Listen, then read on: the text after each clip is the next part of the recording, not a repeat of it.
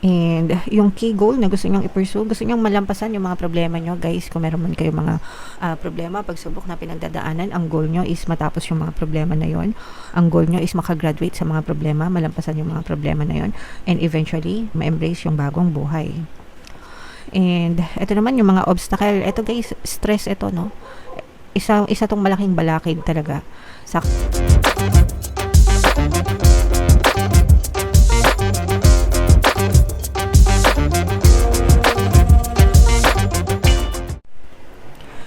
Hello guys, hello Taurus, welcome back to Pinay Pixie Tarot. Ang pamagat ng episode natin for tonight is monthly check-in para ngayong February guys, para sa Taurus, Sun, Moon, Rising Sign, and Venus. If in case na hindi kayo nakaresonate guys dun sa monthly reading nyo for February, pwede nyo panoorin to guys, baka nandito yung energy nyo. So unahin natin tong deck na to guys. Ito yung angel messages para sa inyo. So yung first message natin guys, meron tayong forgiveness.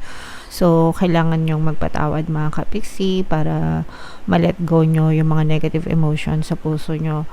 Anger, hatred, resentment, grudges, no? Yung mga negative emotions na yun guys, nagiging balakid yan sa inyong buhay. So kailangan talagang alisin yun. And nawawala yun guys through forgiveness mga kapiksi. So matuto kayong magpatawad. Kasi kapag nagpatawad kayo guys, kayo yung nagbe-benefit, hindi yung person. Okay? Kasi yung person na gumawa ng masama sa inyo, tatamaan sila ng karma, bad karma.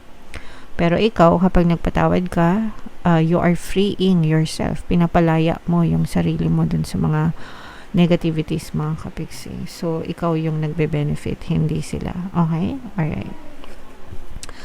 Another message, guys. Ito naman, for some of you, no, maaring nagkakaroon kayo ng mga spiritual awakening, guys, or parang may mga hinahanap kayo pagdating sa spiritual, pwedeng sa religion din, mga kapiksi, may mga nadidiscover kayo, ganyan. And parang nalalaman mo or nadidiscover mo kung ano yung path na para sa'yo when it comes to spiritual aspects mga kapiksi. So this will not resonate with all guys, but if you feel na naka-resonate sa inyo yan, then that message is for you. And yung next message naman natin guys, emotional freedom. Ayan, so saktong-sakto ito guys. Kung kailangan nyo ng emotional freedom or kung gusto nyo ng emotional freedom, importante talaga na matutong magpatawad. Kasi ito lang yung nakakagawa niyan. Ito lang, forgiveness lang yung nakakapagbigay sa inyo ng emotional freedom, mga kapiksi. Okay? So, comment down below guys if naka-resonate kayo dyan. Ito naman, sa love naman ito guys, tingnan naman natin yung mensahe sa inyo ng inyong person guys. So, iba-iba kayo ng sitwasyon guys, kaya kung ano lang yung maka-resonate, take that message mga kapiksi. So, yung first message para sa inyo guys, my life is not as together as it seems. So, ibig sabihin nito guys, may pinagdadaanan yung person mo, naguguluhan siya sa buhay niya, nagugulumihanan, ganyan, okay? So, hindi siya okay, in short, hindi siya okay. Pwedeng gulong-gulo yung isip niya, gulong-gulo yung buhay niya, may mga nangyayaring hindi maganda sa kanya, in short, Taurus. And I left when I saw you with someone. So, ito, pwedeng hindi siya nagparamdam sa iyo mga kapiksi kasi baka may nakita siya, baka may na-discover siya about you, no? Sabi niya nga, I left when I saw you with someone. So, baka nakita ka niya with another person. And yung person na yun, maaaring relevant siya sa buhay nyo, mga kapiksi. Okay? So, isa yun sa malaking factor kung bakit pwedeng naguguluhan siya, guys. And I knew exactly what I was doing. Kung ano man yung ginagawa niya ngayon, he or she is taking responsibility. Sinasadya niya, in short, no? Sinasadya niya, alam niya, and kumbaga parang hindi siya apologetic sa ginagawa niya kasi alam niya yung consequence, alam niya kung ano yung ginagawa niya, mga kapiksi. Okay? Alright. So, comment down below, Taurus, if feeling nyo naka-resonate kayo dyan sa mga messages na yan. So, shuffle natin to guys. Hanapin natin yung energy nyo. Habang sinushuffle ko to, panoorin nyo muna yung video natin regarding sa ating paano mag-manifest ng abundance video course. Kapiksi, sawa ka na ba sa mga struggles at hirap sa buhay mo? Masipag ka ba at masikap sa buhay ngunit hindi ka pa rin umaasenso? Ilang beses ka na bang nag-attempt mag-negosyo at mag-invest pero palagi ka pa rin nalulugi? Sa pagkakataon na ito ay maaaring may subconscious beliefs ka na nagiging balakid sa iyong pag-unlad at pagyaman. Introducing, paano mag-manifest ng abundance video course.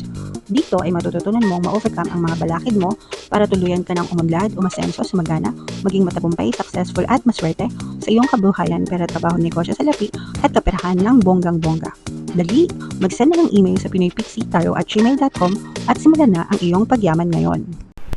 Alright, so sa lahat ng gusto mag-avail ng course guys, meron tayong paano mag-manifest ng abundance video course, paano mawala ang third party, at magkaroon ng harmonious na relationship, paano pabalikin si extra vice breakup. Sa mga interesado guys, mag-send lang kayo ng email sa pinoypixie@gmail.com. And sa mga naghahanap guys, sa papaswerte, Aventurin tsaka si Trin guys, may mga link sa description box. So, Taurus kayo ay represent ng King of Pents. Kung ano lang yung makaresonate guys, take that message. So, yung current self nyo guys, ito guys, parang feeling ko nagsisimula kayo, you are ready, no, para magsimula ng bagong journey sa buhay nyo, mga kapiksi. Pero ito guys, parang feeling ko mas wiser, mas matapang, mas parang dala-dala nyo yung experience nyo of the past and kung ano yung mga natutunan nyo sa past, mga kapiksi, parang yun yung magsisilbing gabay nyo para sa present and sa future nyo, mga kapiksi. So, parang fierce, no? Very fierce energy. Pag sinabing fierce, matapang, ganyan, palaban.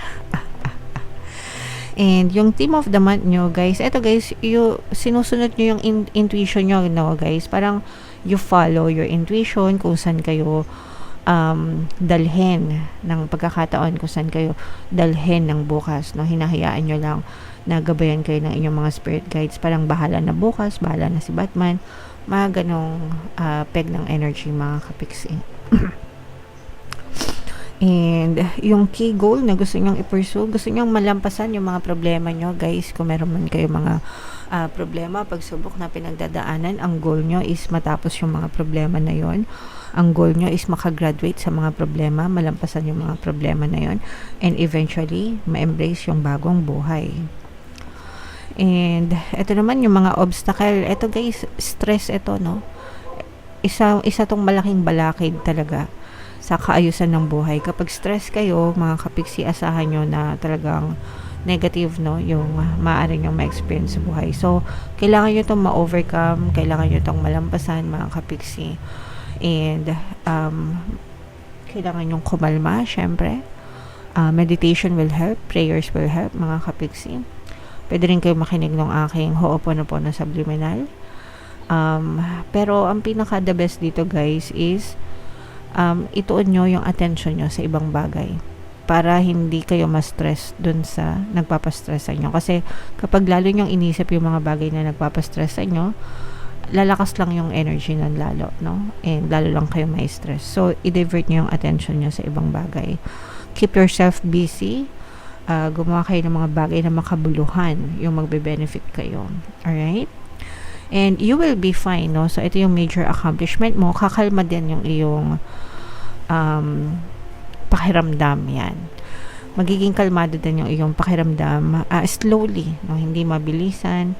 Pero, it takes time, pero you'll get there, mga kapiksi. Okay?